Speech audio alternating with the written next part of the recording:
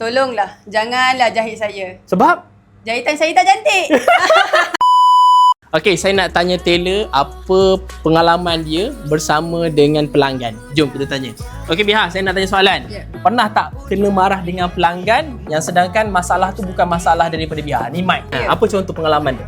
Contoh pengalaman tu dia ukur sendiri. Okey. Tapi rupa-rupanya ketat. Oh, jadi salah siapa? Salah dia, bukan salah saya. Oh. Jadi saya tak uta lah. Biar. Jadi Salah awak dia. macam mana awak hadapi dengan dia? Saya buat tak tahu je lah. Dia- Suruhlah hantar kat tailor lain yang mampu nak tolong dia. Okey. Tu je lah saya boleh tolong. Apa permintaan yang pelik daripada pelanggan untuk buat baju dia kepada Biha? Pelik Pelik. Daripada baju kurung moden nak buat baju Melayu. Macam mana tu? Ah, Pernah ke? Pernah. Baju kurung moden nak jadi baju Melayu. So masa baju perempuan, baju. Ya, betul. Baju tu dah siap ke belum? Baju tu dah siap. So dia nak suruh buat apa tu? Dia nak suruh baju dia sendiri nak bagi kat suami dia yang pakai. Wih, lain macam ni.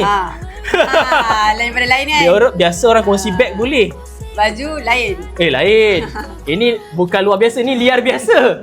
Okey, soalan seterusnya Biha. Kalaulah baju ataupun kain pelanggan tu boleh cakap, agaknya apa dia cakap pada Biha? Apa yang cakap Tolonglah, janganlah jahit saya. Sebab?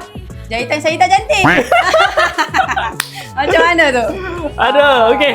Itu sahaja sedutan hari ini. Kita jumpa next time.